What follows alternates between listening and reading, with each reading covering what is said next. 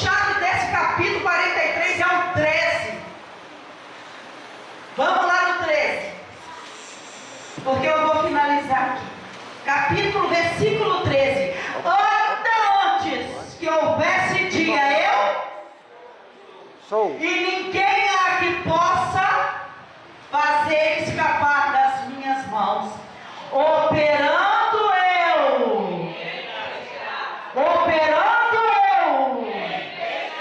Ninguém vai impedir o ministério de avançar. Ninguém vai impedir, aleluia, a obra de avançar. Ninguém vai impedir você que está querendo parar de estar aqui nessa noite de parar. Porque Deus tem obra, Deus tem ministério. E não foi você que escolheste a Ele, mas Ele vos escolheu para que vades, deis frutos no nome dEle. Ai, mas bispa, está muito difícil. Bispa, os tempos estão, aleluia, estreitando. Mas o Senhor manda dizer assim: aquele que perseverar até o fim, receberá a coroa da vida. E a palavra de Deus vai falar assim: no mundo tereis aflição, mas tem de bom ânimo, porque eu venci o mundo. Quando eu adentrava aqui dentro, o Senhor me mostrava pessoas que entrou aqui nessa noite querendo chutar o balde. Deus me mostrava pessoas que entrou aqui nessa noite, aleluia, com o pensamento de voltar atrás.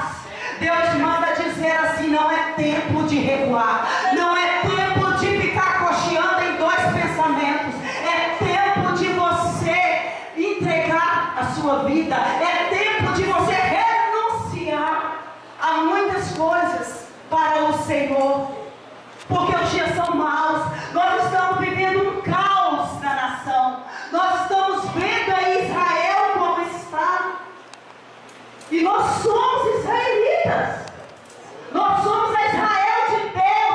Nós temos que nos colocar na brecha. Querida, é culpa de Deus? Isso não é culpa da desobediência da nação, da desobediência do povo. Se não acontecesse, aleluia, esses caos, essas situações na nação, a palavra de Deus ela não estava se cumprindo.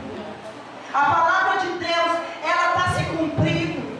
Os tempos estão se pintando. Então Deus veio aqui nesta noite para dizer para você, nesses 27 anos aqui que se comemora, parabenizo esse ministério, porque não é fácil. Cada ano que passa, vocês vão aí agradecendo pela vida dos pastores de vocês, pela liderança de vocês, porque é muito difícil prevalecer, é muito difícil obedecer a Deus e ouvir aquilo que Deus quer fazer e fazer, porque hoje liderar o povo é difícil, porque o povo, aleluia, é de dura serviço,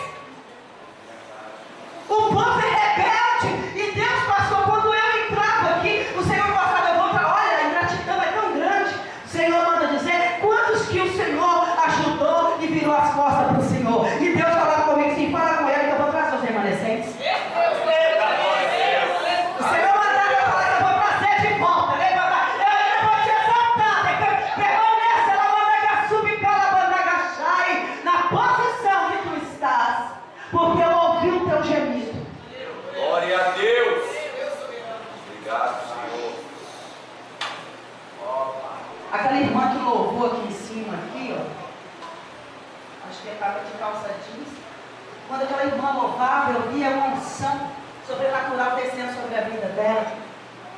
Deus mandava falar para aquela irmã lá, Deus mandava falar para a irmã: abre a sua boca e adora, adora, porque o Senhor tem agradado no seu louvor e da sua adoração.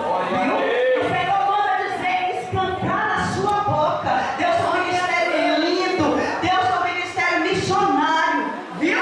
Na sua vida, na sua história, e prevalece. E assim, as demais irmãs aqui, eu senti uma unção sobrenatural nos ministérios de dança que apresentaram aqui. Que presença gloriosa, que presença gostosa que estava aqui, fluindo no nosso coração, fluindo no nosso meio. Amém? Amém. Então aqui, meu querido, eu vou dizer para vocês, aqui vai dizer que o cuidado de Deus com o chamado, com o nosso chamado, Quando Deus nos chama, quando Deus nos escolhe, não adianta a gente fugir. E aqui fala, operando Deus. Se Deus é que está no controle, ninguém vai impedir. Ninguém vai impedir você de louvar. Ninguém vai impedir você aqui de pregar. Ninguém vai impedir você de glorificar. Ninguém vai impedir você. Não vai ser calúnia. Não vai ser afronta. Não vai ser humilhação. Porque se Deus separou, Ele separou. Se Deus separou, está separado. Se Deus escolheu, está escolhido. E a Bíblia diz, muitos são chamados, mas poucos são escolhidos. Agora é hora de conhecer os verdadeiros escolhidos. Obrigado, Pai. Vou contar aqui algo para vocês. Deus está pondo no meu coração. A gente nunca pode perder a oportunidade que o Senhor nos dá. Queridos, nunca deixe que ninguém, vocês pastores, missionários, líderes, e você que está aí, Deus também tem um chamado na sua vida. Porque Deus não chamou você para ficar sentado aí. Deus chamou você para ser um ganhador de almas. Amém? Então veja bem, aconteceu um determinado fato na minha vida, agora eu estou voltando ao ministério. Eu fiquei parada, assim, eu recebi esse convite e falava que não podia ir, rejeitava. Por quê? Eu recebi algumas coisas de algumas pessoas e deixei entrar no meu coração. Nunca deixe isso acontecer. Glória a Deus. Humilhação. A minha palavra, hoje, agora, meu ministério está sendo erguido de novo, como eu disse. Mas era muito dura, como a palavra de Ezequiel, como a palavra de Jeremias, né? E muitas pessoas não aceitaram o meu ministério. E isso me causou um problema muito grande, porque pessoas apontam o dedo para aquilo que eu ministrava, que eu pregava, que eu falei. Deixei, né, aquela palavra entrar e causou uma ferida. E essa ferida está sendo cicatrizada agora. Mesmo com essa ferida aberta, Maria, na frente de ministério, sabe? Ali, não é fácil, o meu ministério é de restauração. Glória a Deus. Sabe, ministério de exortação, de conserto mesmo. Então eu estou falando isso aqui para você não deixar isso entrar no seu coração, seja lá o que for, uma palavra. Você não tem jeito para louvar, você não tem jeito para dançar, não tem jeito para pregar. Querido, quem te separou foi Deus. Quem vai impedir Deus de te usar? O homem não pode te impedir. A palavra negativa não pode impedir. Não pode, por causa desses malfeitores, desses Tobias e os árabes, e ali são balantes da vida. Não permita isso. Meu Deus. Porque tem muitos que precisam ser edificados através de nós. Outra feita também por lidar com ministérios, né? Quando eu abri o ministério lá, o ministério assim, vinha muitas vidas para poder cuidar, curar, e eu era aquela mulher assim, que pagava, jejuava muito, pagava muito preço. Irmãos, para quem os pastores aqui sabem o que eu estou falando, não é fácil. Vocês estão vendo aí o fogo arderá continuamente sobre o altar e não se apagará? Esse fogo só pode acender aqui se tiver também sacrifício da parte deles. Se você está vendo o fogo, a chama, essa porta aberta é porque está tendo sacrifício, é porque está tendo renúncia, é porque está tendo obediência. Porque se não tivesse, o fogo não estava acendendo mais nesse altar. Porque muitos lugares que você vai, o fogo não acende mais. Você não sente nada mais. E eu louvo a Deus. Eu louvo a Deus quando eu vou num lugar e a gente ainda está sentindo a chama arder, a chama acesa do Espírito Santo, a presença viva. Porque o fogo é a presença do Espírito. O fogo é a graça de Deus sobre o altar.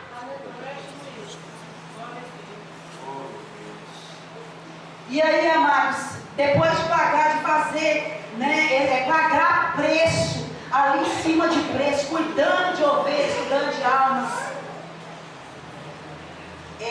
Eu tive uma decepção muito grande também. Decepção a gente vai ter toda hora, né, pastor? Se a gente for olhar, a gente não vai prevalecer. Mas com muitos discípulos que andavam comigo, andava, comia na minha mesa. Me abandonaram, me largaram. Depois de eu ter ali ensinado, pagado o preço. Isso dói, porque o amor de Cristo está impregnado em nós. E quando o verdadeiro amor de Cristo, ele nos transforma, ele faz nós adotarmos cada um de vocês como filhos verdadeiros nossos. E dói em nós quando um, se rebela. Não é assim? E foi vários, irmãos, vários. Andava comigo para outros bairros, fazendo a obra, fazendo culto nos lares. E nós íamos para muitos lugares juntos para fazer a obra. E ali, aquilo ali, eu fiquei triste, mas prevalecia ali o ministério crescendo, crescendo, crescendo, com toda a dor do meu coração. Mas aí, o psicológico da gente também, ele manda muito no nosso organismo. Eu adoeci. Eu entrei numa depressão profunda. E essa depressão acarretou algumas coisas na minha saúde. E quando eu fui deparar, eu estava com uma enfermidade, ou seja, eu nasci com uma enfermidade que descobriram 41 anos da minha vida. E essa enfermidade, esse é o meu primeiro testemunho, mas eu não posso contar tudo, é só resumido para acrescentar a sua fé, para você ver a vida de um homem de Deus e de uma mulher de Deus. O que é estar, separado para o altar?